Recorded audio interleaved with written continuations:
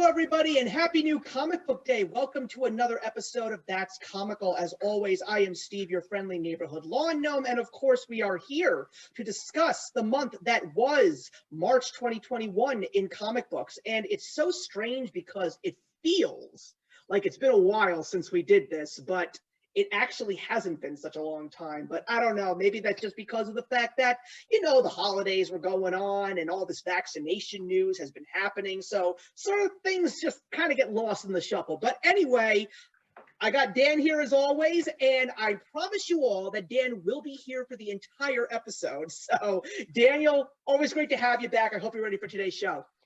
Thanks for having me back. Absolutely ready to go. It's actually been a slow month of comics for me, so you're going to take the lead. Yeah, I'm glad that you actually mentioned that. I was actually just about to say that it looks like Dan unfortunately had a slow rating month, which is okay. Look, it happens. Sometimes life has to put everything in the back seat and you just got to do what's got to get done. So yeah, I'll be bringing up the topics and I'll basically have Dan just riding my coattails on this one, but I'm pretty sure, everyone, that he's going to be able to contribute to everything that we will be talking about today. And it's going to be sort of a switcheroo because the last time we had our recap episode, we really dove into the indie market.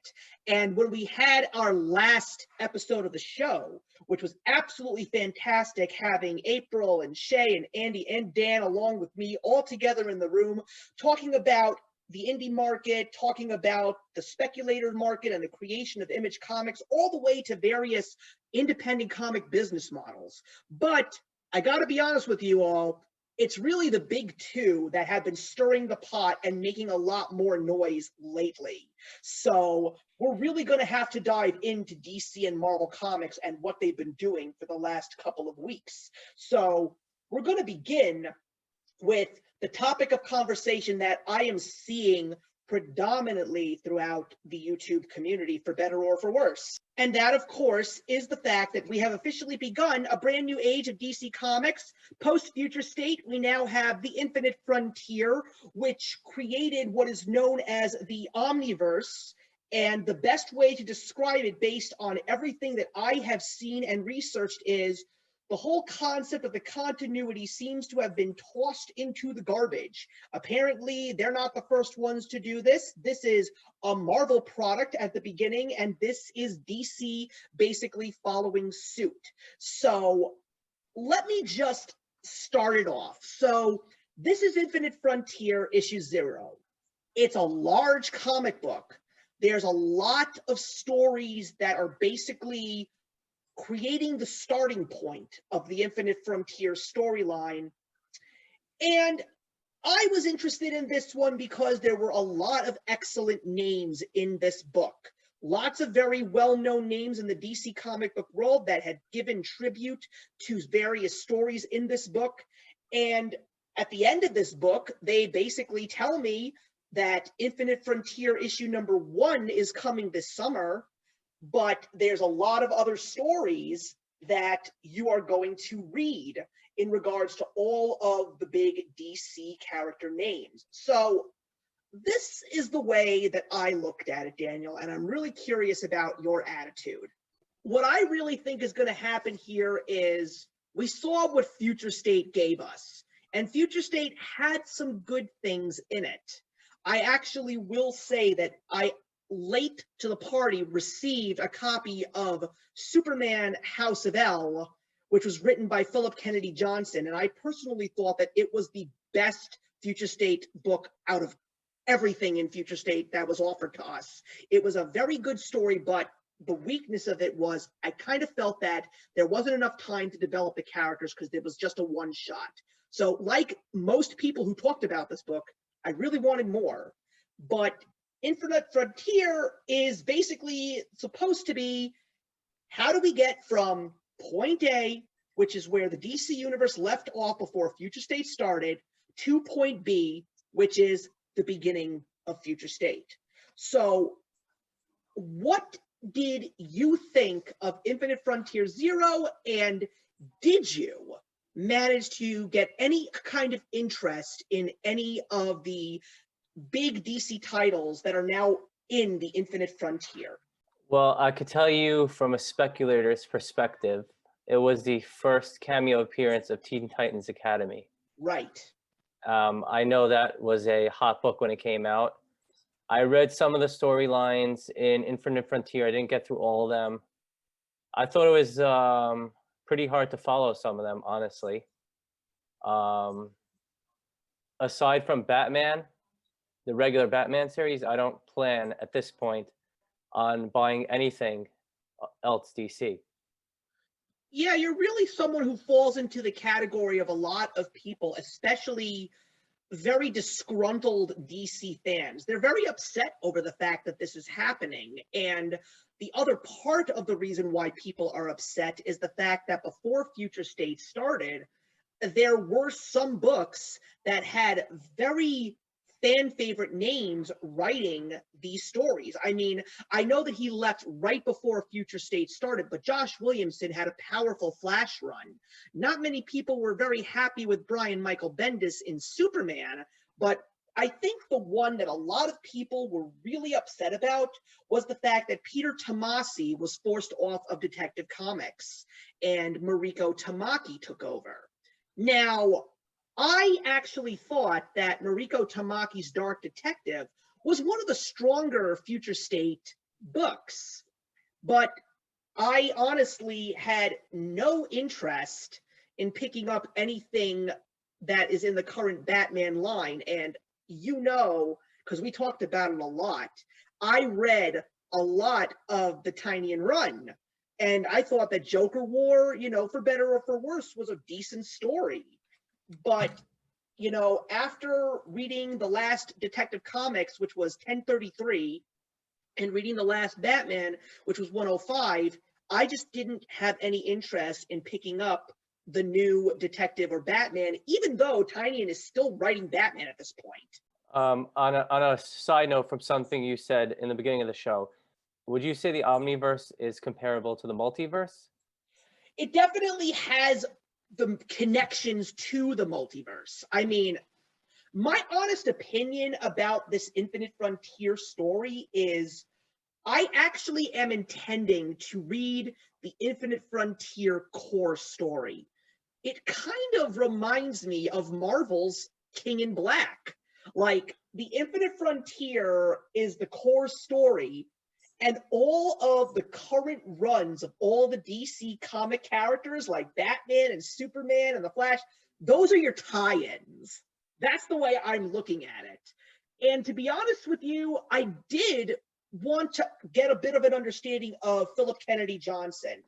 And yes, I liked House of L, but there was a two-part story because he, like Brian Michael Bendis, is writing both Superman and Action Comics right now.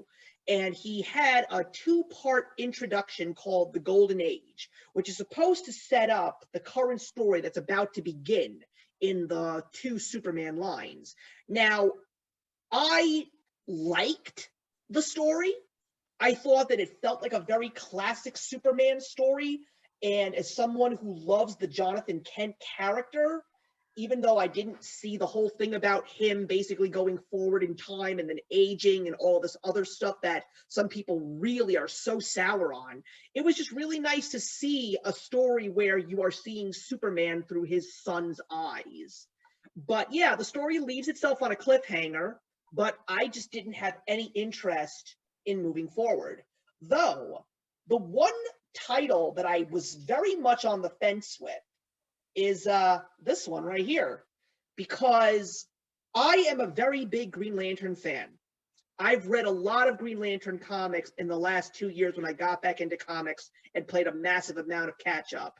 I read a lot of Ron Mars's run with the Kyle Rayner story, and parts of it were written by Judd Winnick.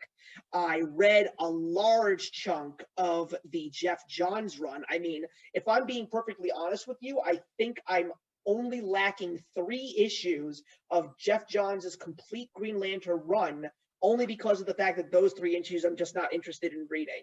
But I have them all, and I have Tomasi's Green Lantern core, and I read a little bit of Robert Venditti's run on Green Lantern. I didn't read Grant Morrison's, but Green Lantern is something that I'm just interested in.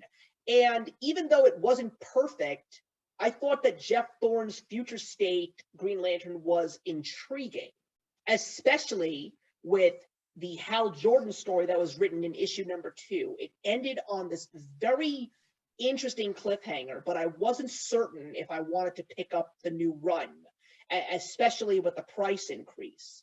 But I went on YouTube this whole weekend and I listened to a lot of people talking about it.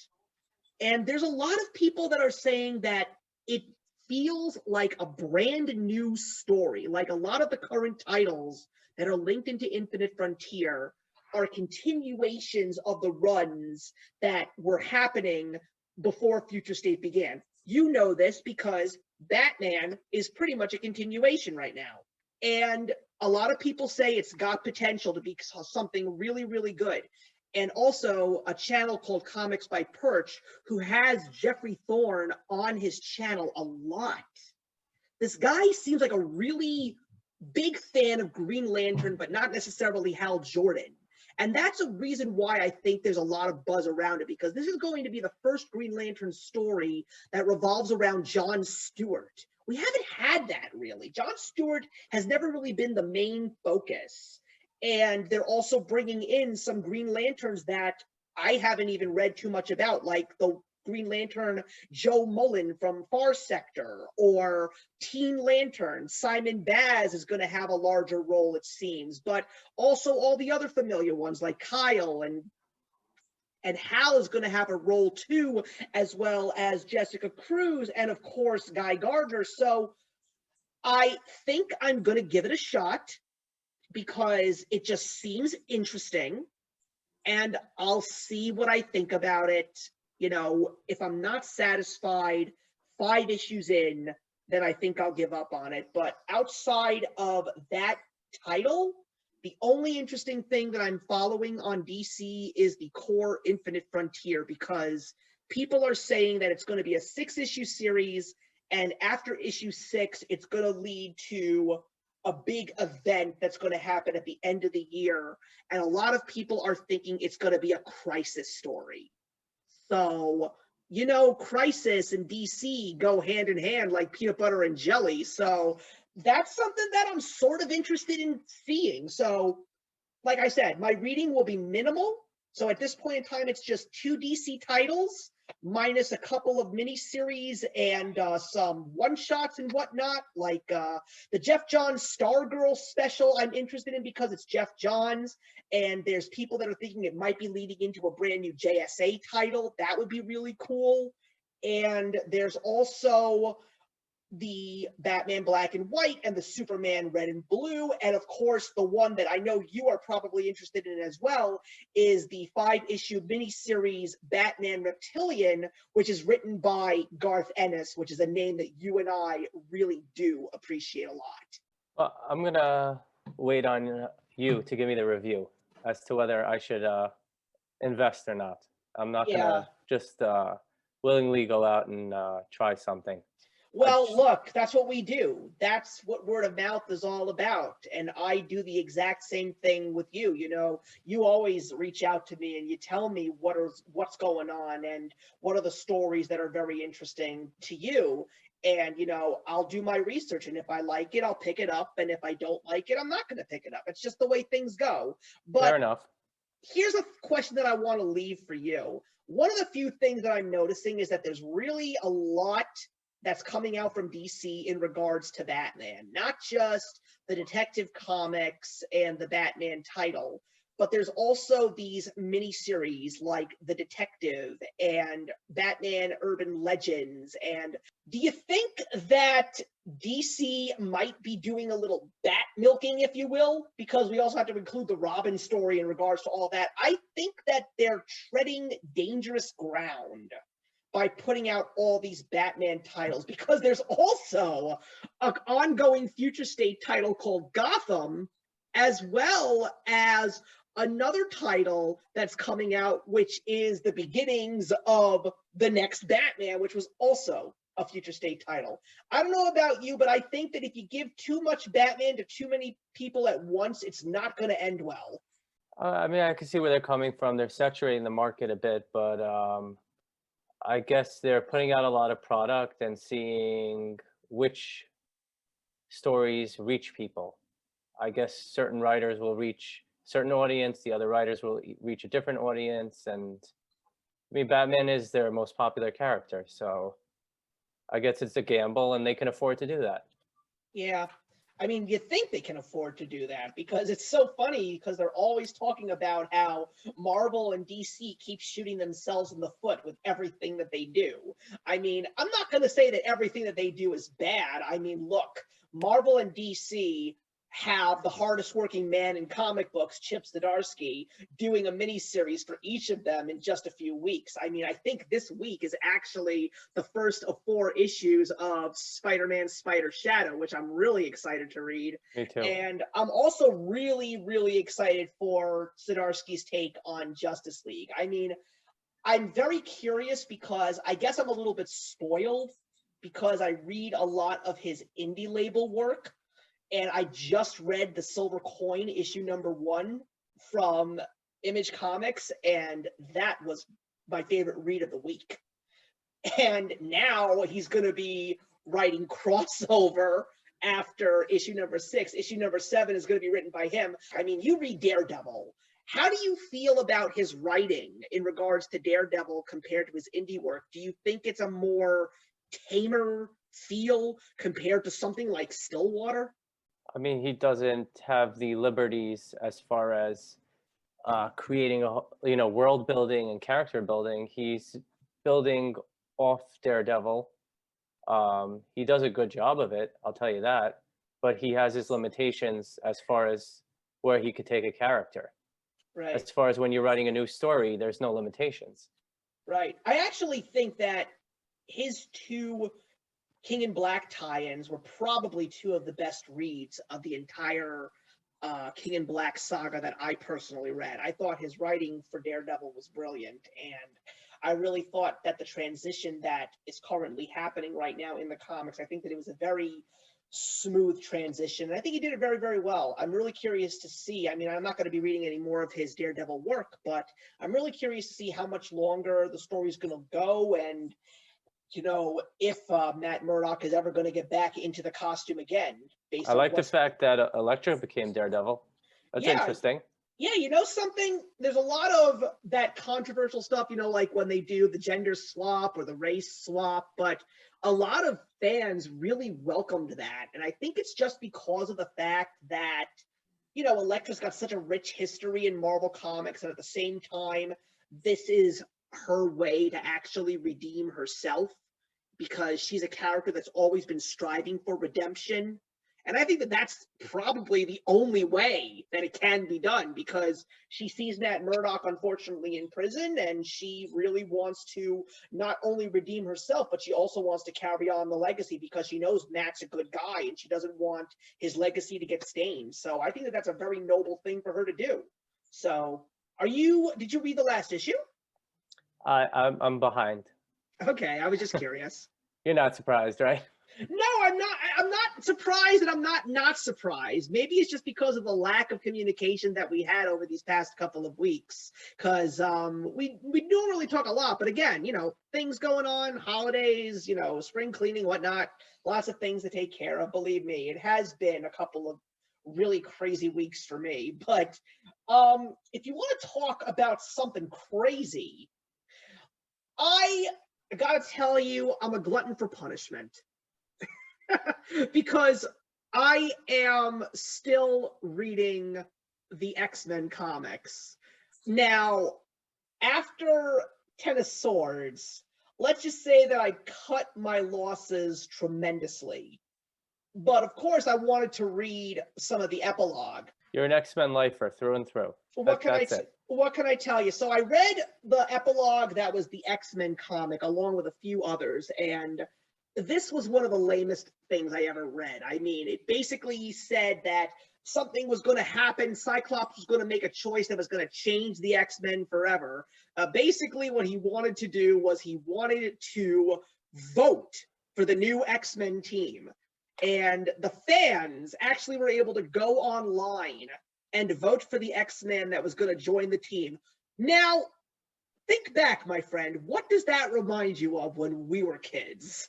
Off the top of my head, it was Marvel versus DC. There you go. Remember that? I do remember the paper ballots. But you know that's been done in Avengers 221 in the way back when.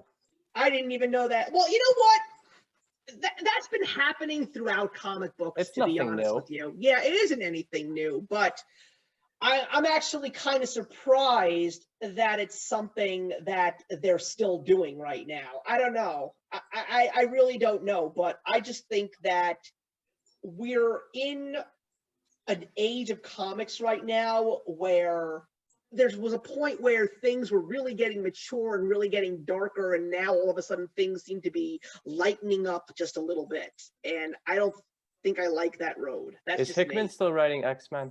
Well, we'll get to that because, oh boy, has there been some interesting news happening over the last couple of days. So we're now really into the Reign of X, which is the second part of Hickman's run.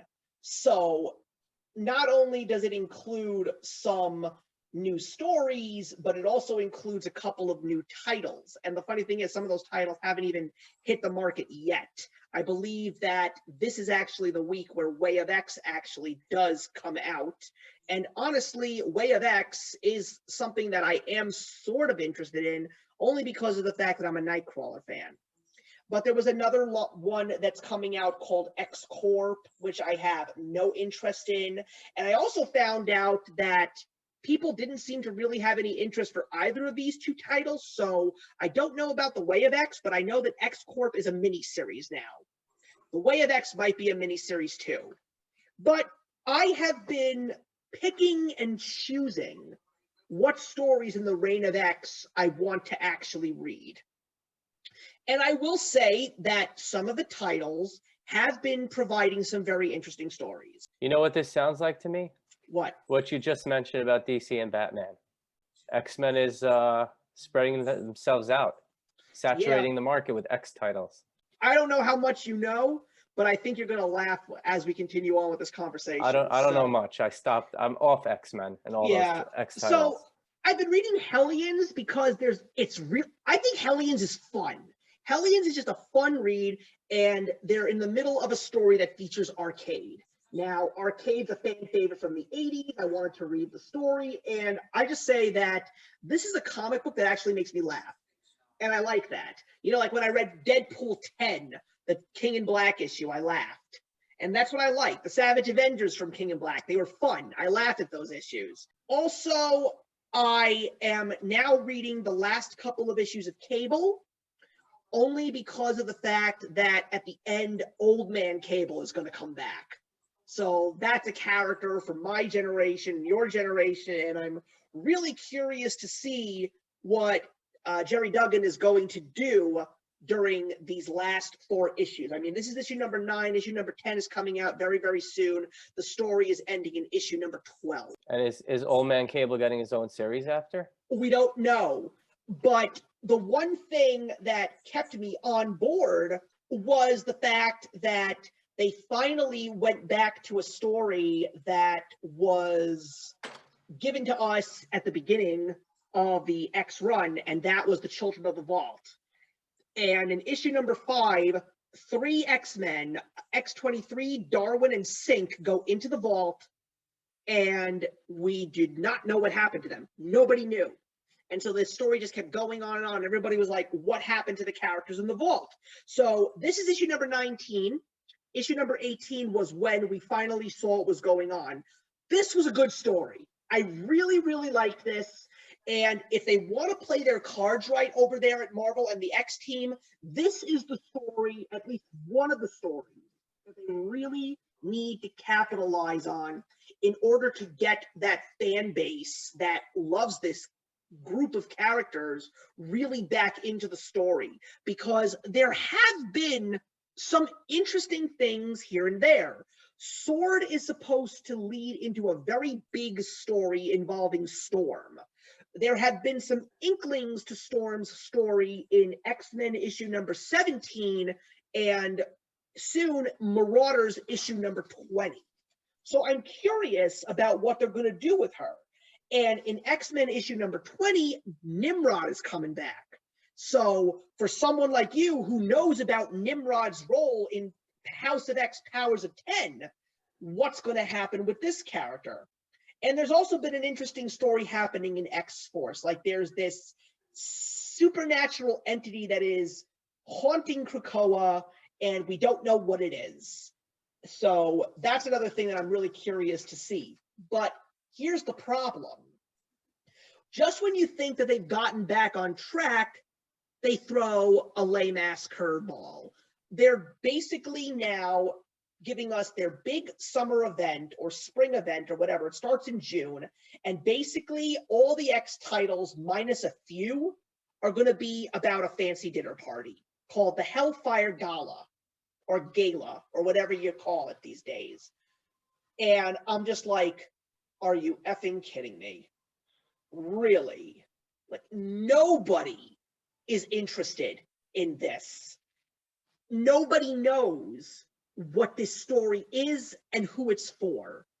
But the Sword issue, the X-Men issue, and the Way of X issue, even though they have the Hellfire Gala stamp on it, their stories are not part of this.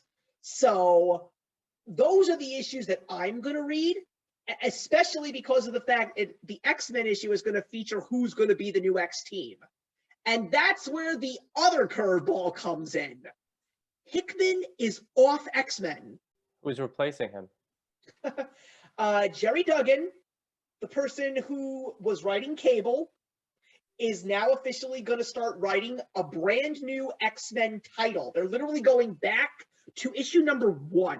Some people think it might be a typo. They're not sure, but I personally don't think it is. Do you hate when they do these resets all the time? Of course I do. I think it's absolutely stupid. I don't know why Marvel just happens to constantly do this, because, you know, you did the Children of the Vault story. You're bringing Nimrod back. There's still some very big stories that you can easily capitalize on, because the two things that people want to know right now in the world of X is, where's Moira? That's what everybody wants. Where is Moira McTaggart? You know, Moira was the big story all throughout the House of X and Powers of 10. Like, where is that story and what are you doing with it? Also, the other one is Mystique's story. Mystique had a very powerful issue in number 6, which was where they had a foreshadowing of Nimrod, by the way. So the Hellfire Gala is basically cutting us off, and now they're going to redo X-Men with issue number 1. I have no idea what they're doing at this point in time. I think that the writing staff is a big mess right now, but Hickman is not entirely gone, because they're saying that in September, they're saying classified Hickman's new X book. So what is it? I hope he answers your questions. I hope so too. The other one that I'm really liking, which is also one of the more popular X titles, is Ben Percy's Wolverine. Now, I haven't been reading Wolverine, but a lot of people did like the Wolverine Reign of X story. But I will be picking up issues number 11 and 12 because they are finally concluding the beginning of the Wolverine story arc story, which was him against Vampire Nation, going up against Count Dracula, and Omega Red is working for Count Dracula. So in issues number 11 and 12, they're finishing up that story. And I read the first 3 issues of Wolverine. It was good. I thought that Ben Percy did an excellent job. And I'd like to actually see that story conclude. So, like I said, I'm just going to be doing my research long before the books hit stores. And if it's something that I'm interested in, it's something that I'm going to pick up. But I don't know. It's just a big mess right now. I think that the people who are writing this don't know what they're doing. And if they really want to end this well, they really should take the stories that people really want to see and just have those end the run. Because what I'm at least hoping for is that when Hickman is officially done with working with the X titles, that he's going to try and at least finish his own story. I mean, there are rumors that people are saying that he's going to leave before it all ends and leave it up to people like Teenie Howard, who nobody likes apparently. And quite frankly, a lot of the stuff that she's written has been nothing special, if I'm being perfectly honest with you. So I'm not going to say entirely that you were right to jump ship after Powers of X and House of X, because I still feel that there are some interesting things sprinkled in this run. The problem is they're not capitalizing on the right stories. Like I said, the Powers of X, House of X, whatever, that was Hickman's opus. It was so good. I didn't think he could even beat that. And from what you're telling me, it's not trending upward. So yeah, a lot of people basically ask with every new X book that comes out, is he really the one in charge of the X group? Like, nobody knows. Nobody knows at all. And I mean, like, I know that people love him as a writer, and I'm finally going to be getting some more of his Fantastic Four run, because people say that that is really, really good. And a lot of people also say that his Avengers run is very good too. But what I think is really bothering me about Marvel and DC, in particular Marvel at this point, is that we have these really well-known writers who were praiseworthy, like just a couple of years ago. Like, people loved Hickman for what he did. People loved Jason Aaron for what he did. Hell, I'll even throw Brian Michael Bendis into this mix, even though he basically has seen his downfall in DC. I mean, I know he's writing Justice League, but I am not hearing anything positive or negative. I'm basically hearing nothing about his run right now with Justice League. But what is it about these really great writers that suddenly just like they're Icarus, they fly too close to the sun and then they just plummet? I just don't get it. I don't know. There's like ebbs and flows of good writing, mediocre writing, and back to good writing. I mean, you've seen that in comics throughout the history of comics. Yeah, but they're not always having great stories. There's a lot of filler, and when you have a good story, you just have like issues that nothing really happens. Just moves the story along little by little. Take, for example, Donny Cates. Yeah. I know we're going to talk about him later. Right. Same thing. I don't know what it is. I don't know. I mean, I think it also depends on the writer, because, you know, as someone who loves Jeff Johns' work, I'm sure they're out there somewhere. Or it might just be a story that I love that someone else doesn't. But I still have yet to read a bad story from Jeff Johns at this point in time. You know, like, I didn't think that Justice League Future State was the best thing that I ever read, but I'm not going to say that it was a bad thing. And it's Joshua Williamson. You know, like, I've read a lot of Joshua Williamson's work. And I mean, I know that some people said in regards to his Flash run, there was this big chunk of the Flash line that basically ran from Flash War all the way to the issue number 88, which was the first appearance of Paradox. People said that that whole thing with like the Mind Force and the Strength Force, like, people thought that that was pretty stupid. So maybe you're right. Maybe it's just all about, you know, just sometimes it doesn't always hit the mark. But I still think that there are some writers out there that still have yet to truly disappoint me. I mean, look, right now, you know that my favorite writer, he's already surpassed Robert Venditti right now. It's W. Maxwell Prince. But he's still very new. He doesn't have that much to his name. But outside of Ice Cream Man, everything that he has written, I've loved. I mean, are you still reading Haha, by the way? I have them. I'd like to. I haven't gotten around to it. Because I thought that issue number 3, first of all, you and I were actually both right. I said that it was going to be a silent issue, but there was actually like 1 or 2 word bubbles in the story itself. But I thought that that was one of the most amazing books I ever read. It was beautiful. It's a piece of art. That's what it is. But I'm sure that one day there's going to come a time where he's going to write something and I'm just going to say, like, what the heck is this, you know? Like, you read The Immortal Hulk, right? Yeah, I've read the beginning, but I haven't been able to keep up with it. Because a lot of people are saying that Al Ewing's work on that book is great. They really say that it's good. It is really And good. I can concur that with the first 20 issues about that I read. well, are you going to at least get the last issue? I believe that he's finishing up his run with issue number 50. I've been collecting it all through. I just waiting. Sometimes I wait like to read a lot of issues at a time instead of waiting month by month.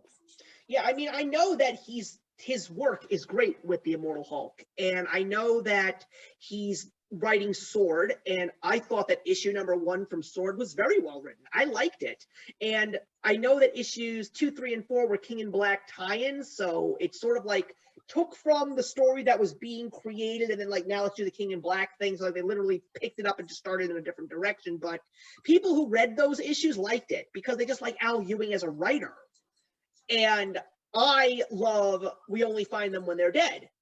And I'm really excited for May when issue number 6 starts and we get a brand new section of this story. I think he's a great writer, so I have yet to be disappointed by him either. I mean, Immortal Hulk had a bit of a lull, which people were complaining about for 10, 15 issues, and now it just started to pick up again.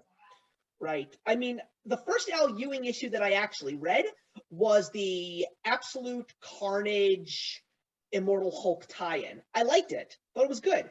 But one of the few things that I definitely will say is that the indie books have still been running strong, but one of the few things that I really wanted to focus on is one of the types of stories that I personally have been reading thanks to a lot of these indie titles, and those are period pieces and alternative history. Now, as someone who likes the DC Crisis story, loves the multiverse, those are stories that I can really, really get behind. And maybe it's because of the fact that I'm married to a history teacher, or maybe it's just because of the fact that I like the alternate universes, but I've been reading some very intriguing indie titles that focus on those specific elements. I'm currently reading this new series from Image Comics called Two Moons. It takes place during the period of the Civil War. It actually revolves around a main character who is of American Indian heritage, and apparently he has dormant shamanistic powers that make him see horrors beyond the war. It's definitely very atmospheric.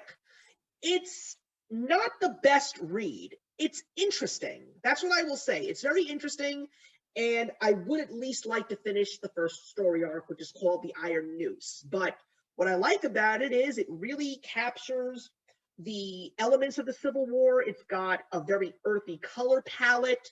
The characters definitely have a lot of development, and it's just interesting. Every single time I finish an issue, even though I've only read 2 of them, I'm always somewhat saying to myself, you know what? I would like to see what happens next. I mean, alternate history is definitely fun to read because it takes the greatest things that are true, and you just change certain things. Like you change a winner of a war and how it affects people. And I mean, I always like that kind of stuff.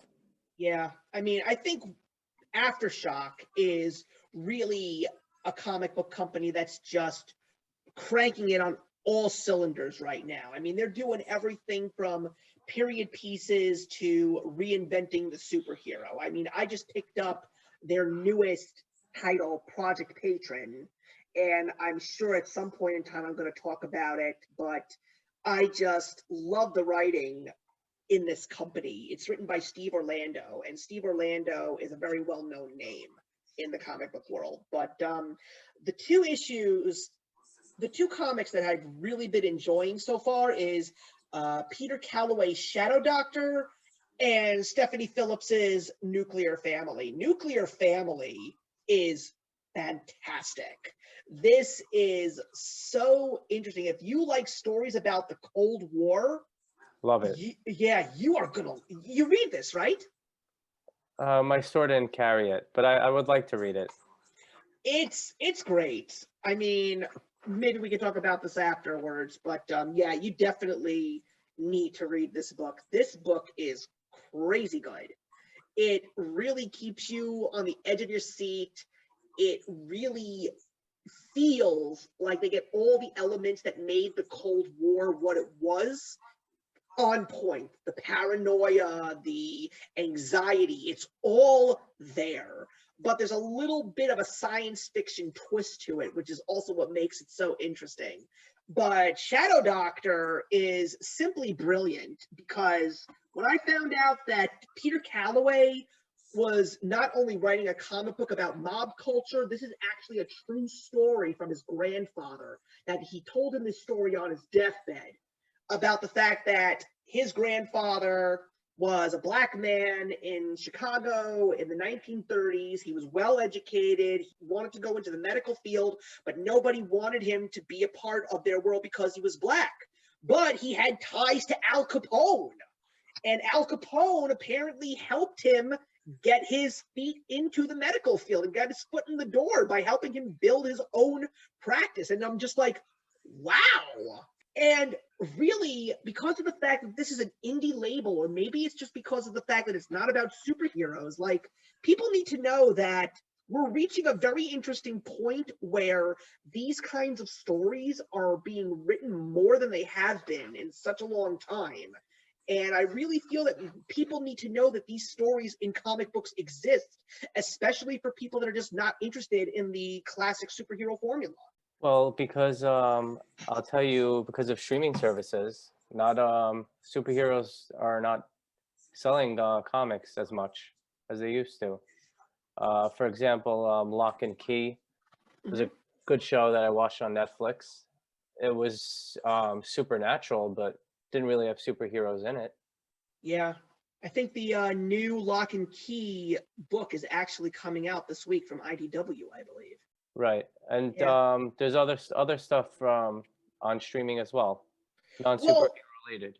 well, let me ask you a question because there's still the superhero stuff that people like. I mean, have you watched Invincible? I've watched the first couple episodes. I think that that show is fantastic. That Yeah, I to agree. me, Invincible, the show, not the comic. Unfortunately, I haven't read the comic. I mean, it's Robert Kirkman, like Too Robert expensive. Kirkman is, yeah, Robert Kirkman, the man who gave us The Walking Dead and Invincible, and is basically he pretty much is the second in command of Image next to Tom McFarlane, which is amazing. But what I like about Invincible is it feels like this is the show for all those kids that grew up with Bruce Timm's DC animated universe. This is your show. It really feels like a more mature Batman the Animated Series to me. That's what it reminds me of. And also, I'll watch anything that J.K. Simmons is a part of. But I think one of the more interesting alternative history books that I've been reading is Black Cotton by Scout Comics. I didn't pick this up when my store had it. Actually, they had a very limited amount, so I actually had to go online and find it. I'm glad I managed to hunt it down because this book is really hard to find right now. But it's so interesting because it's the story of what if the roles of white people and black people in America were reversed and a black cop shoots a white girl. That's interesting, especially in the culture that we're in right now, and I'm going to get issue number 2. This was a little bit of a slow start. It wasn't the best read, but let's just say that it left me intrigued and it left me wanting some more. That's what this book did. And Scout Comics is a company that I don't buy too many issues from. This is actually my first Scout book, but let me just say there is a comic that's coming out from that company that I am extremely excited about. And if you were interested in this one, Dan, I'd help you get a copy. It's called Galactic Rodents of Mayhem. This is a story that is supposed to be a love letter to 80s and 90s action cartoons.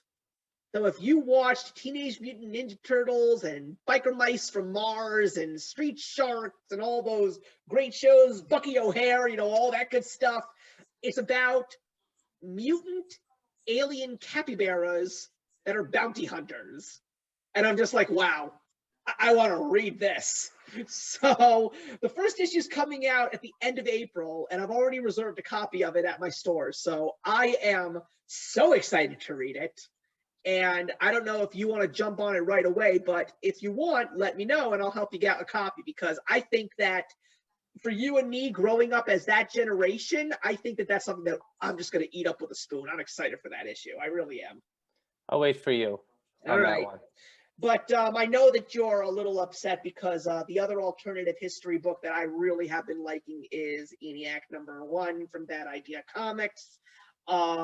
This is based, of course, on the infamous computer ENIAC that took down the Axis of Power.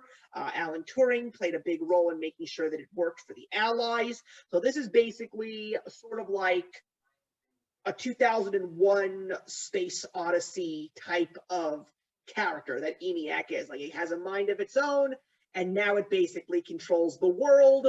And basically it's this group of, I think they're FBI or CAA, I can't remember. I read this book a month ago, but issue #2 is finally coming out.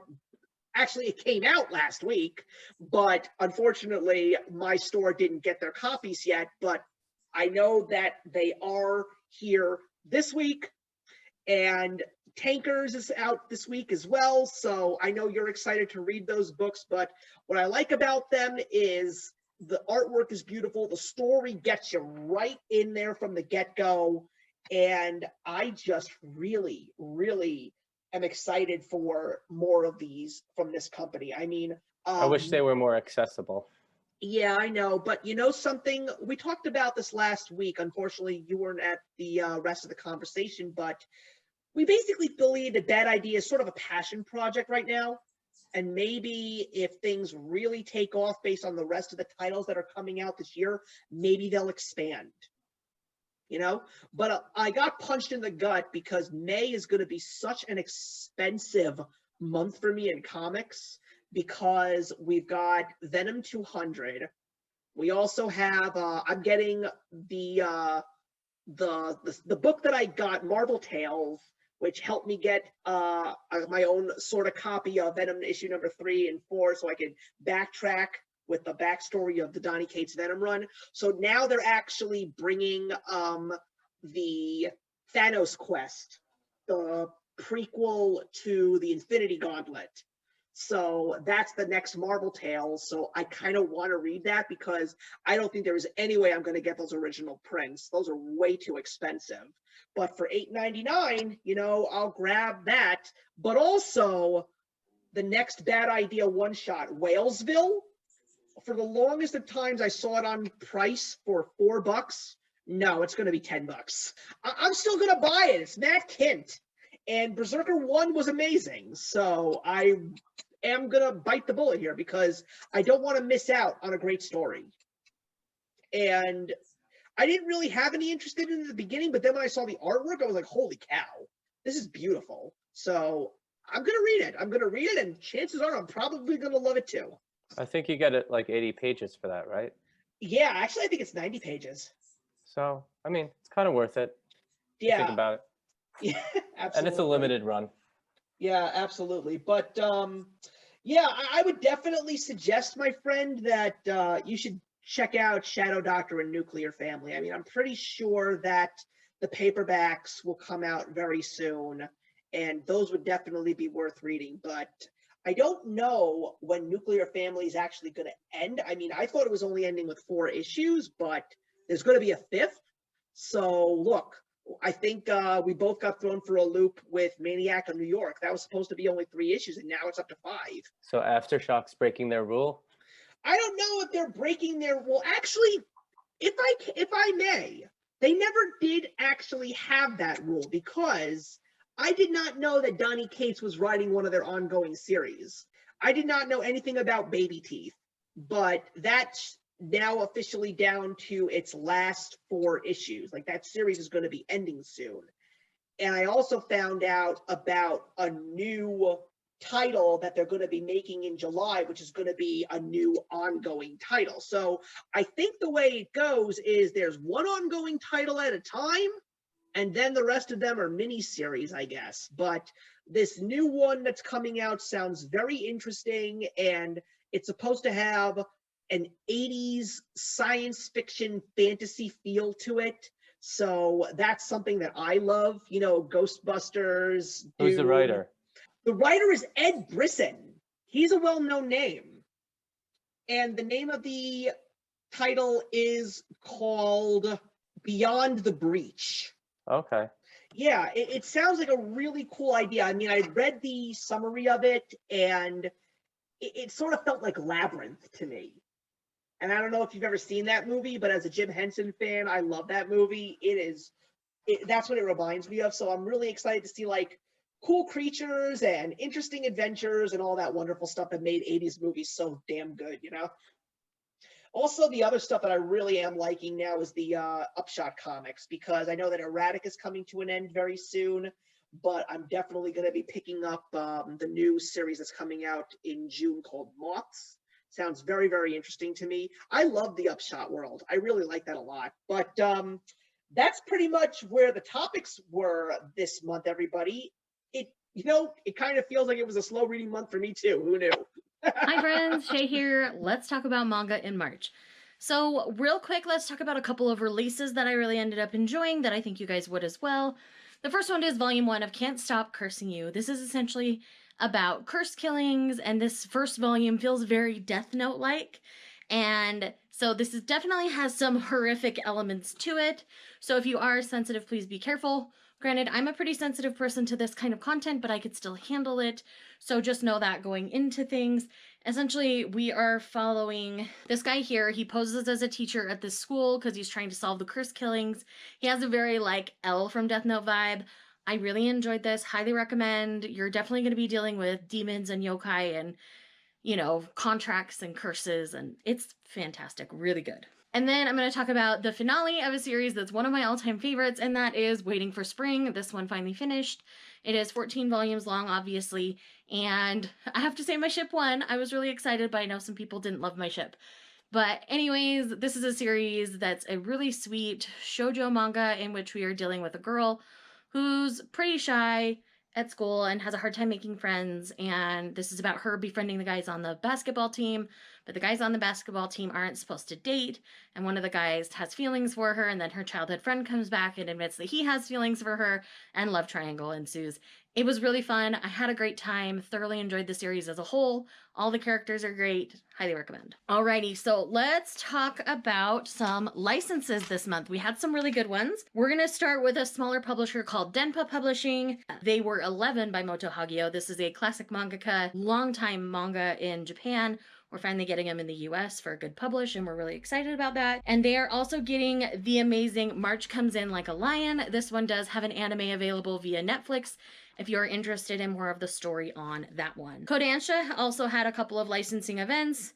One, they announced a lot of box sets and things, including the Seven Deadly Sins box set that you'll be getting. And then they also announced in a separate thing that they are going to be getting Bomba by Osamu Tezuka, who did Astro Boy and was really revolutionary in manga, so we really love to see more licenses for Tezuka. All right, last but not least, I'm going to recommend a series, and this month I'm going to recommend The Girl from the Other Side, or Cielo Rune.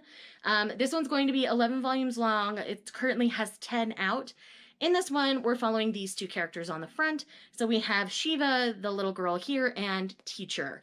So they seem to have this really friendly relationship between the two of them, but Teacher is what they call an outsider, and they can essentially turn humans into these outsiders, and then they just kind of wither away and disappear. But for some reason, Shiva can be around him and she's fine.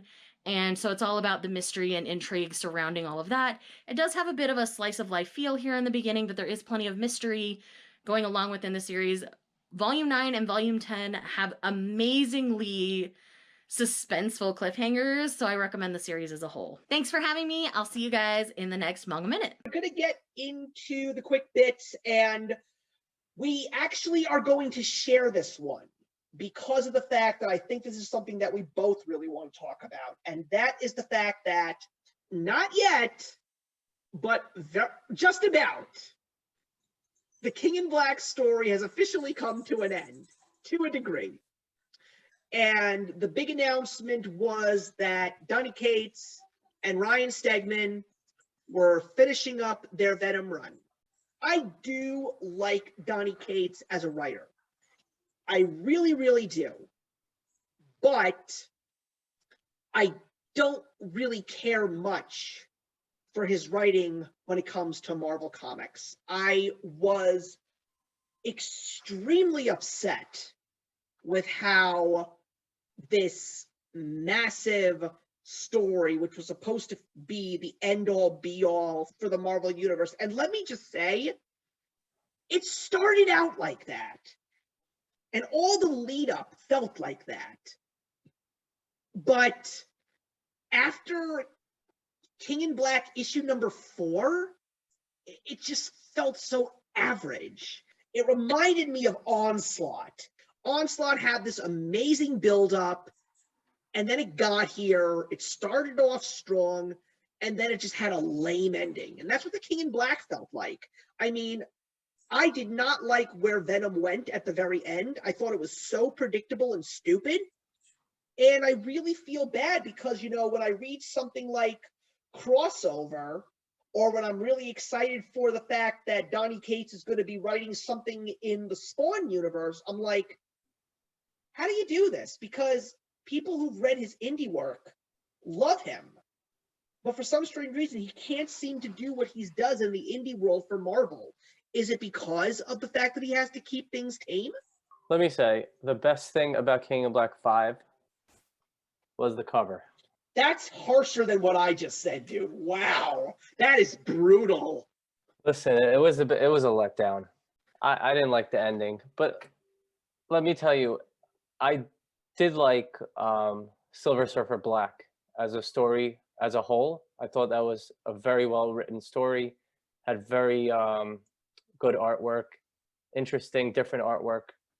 I know you thought that was a good story as well. Oh yeah, it's one of the better stories that I read in the Marvel world from Donny Cates. You know, like I've always known about the Silver Surfer, but Silver Surfer hasn't really been in many comics that I've read. And in 1 year, I read Silver Surfer Black and I read Fantastic Four Antithesis by Mark Waid and Neil Adams. And I liked that too. But I think that Cates did something very different with Silver Surfer. I also personally think he's still doing a decent job with Thor. But I mean, we are going to see where his epic story of Prey ends this week. Thor number 14, how it ends is going to really determine if I personally continue on with Thor. I mean, I read that issue number 15 sort of is an epilogue, but they're calling it the new story arc. So it's really going to depend on how I feel at the end of issue number 14. If I feel that I'm not satisfied, I'll read issue 15 for the epilogue.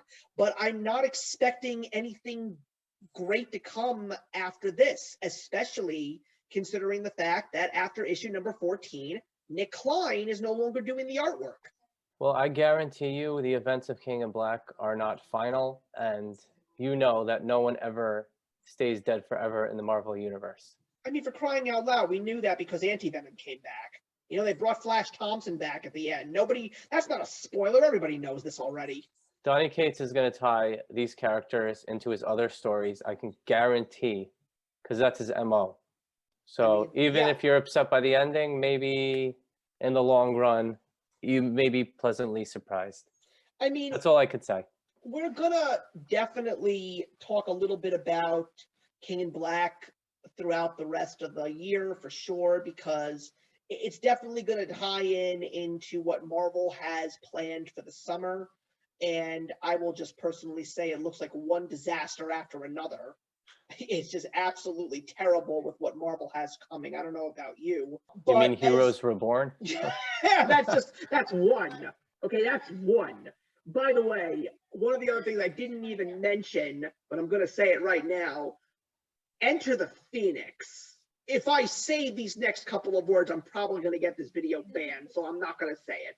I heard it's terrible. It's one of the worst pieces of writing, and again, it's Jason Aaron's Fall from Grace, which is god horrible to say.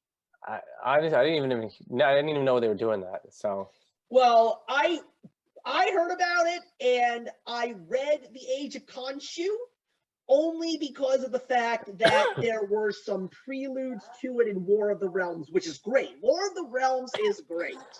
But The Age of Khonshu, such a letdown. And it led right into Enter the Phoenix.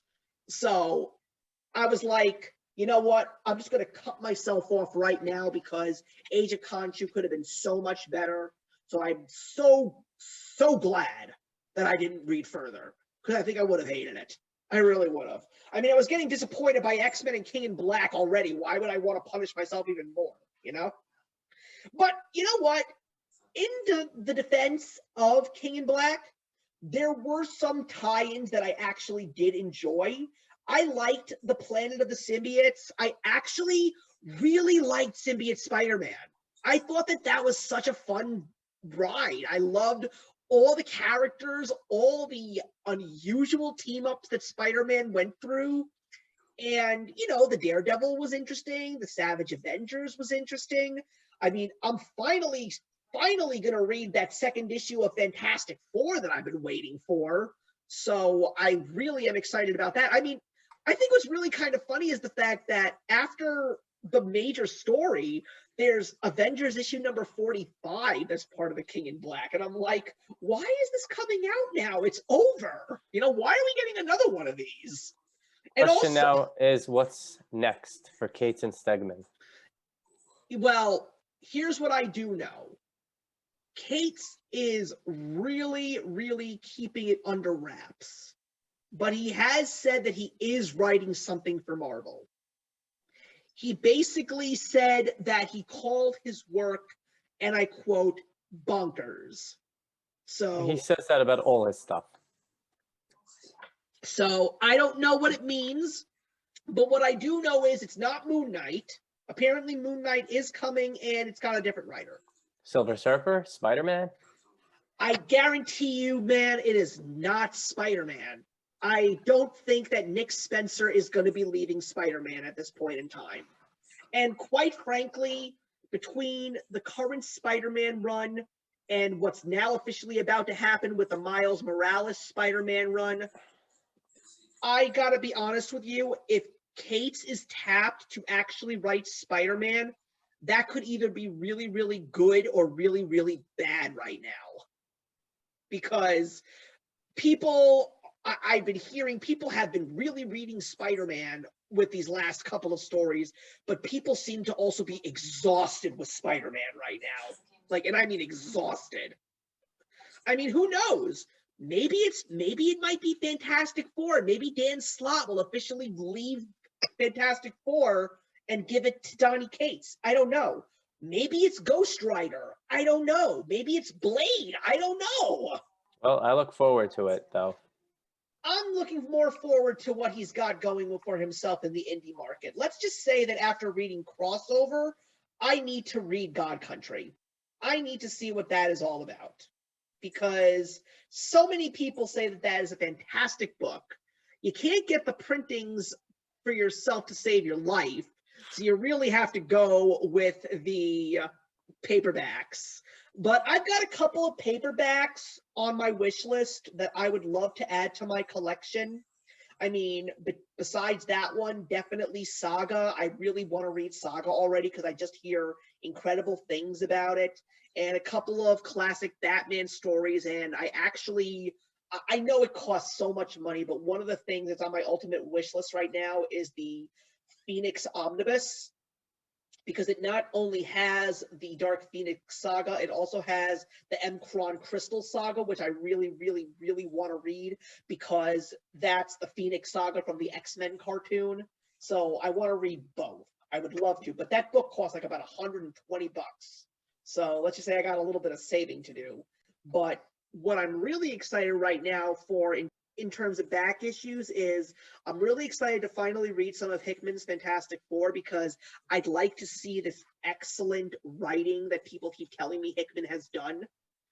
And I'm also planning to get my hands on some of Mark Waid's Flash because a lot of people say that that is great. Is the 90s Flash with Wally West. I did a lot of research. I found out what the good stories are, and even some of Jeff Johns' run on the Flash. I didn't even know that Jeff Johns wrote the Flash. So I'm excited for a little bit of that as well.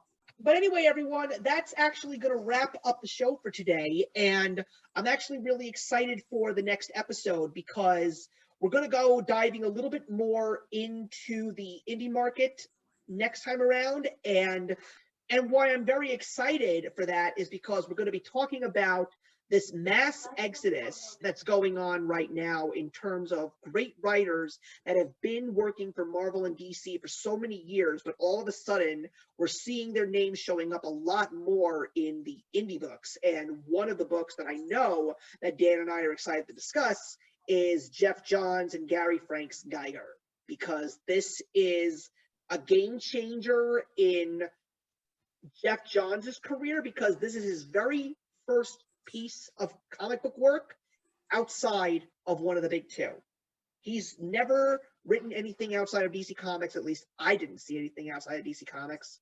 So to see him doing an ongoing superhero type story in the indie books world is definitely something that's interesting.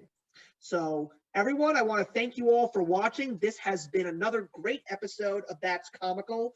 Let me just say that there is some excellent and amazing news coming down the pike for this show, and we are very excited to talk about that very, very soon. But in the meantime, everybody, we will both see you in the next one. If you enjoyed the video you just watched, feel free to leave a comment. Also, feel free to subscribe if you want to be up to date with our latest videos. Thank you so much for joining us today, and we'll see you in the next one. Actions speak louder than words.